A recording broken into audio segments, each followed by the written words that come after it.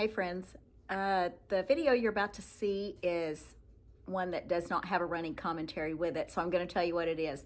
It's called Beef and Cabbage, and really that's the only creative name I could come up with. It's just a mixture of things that a family member could have when they were on the specific carbohydrate diet, and it just works so well together. It's almost like the inside of another dish that we used to make.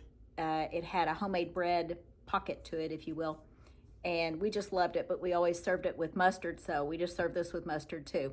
It doesn't look very appealing when you start out, but all the smells and textures and taste together, it really is very nice. So give it a watch and see if it's something you're interested in.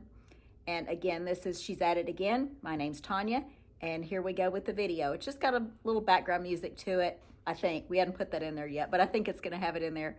But hopefully you can figure it out. There'll be a recipe in the description. Thanks. See you later.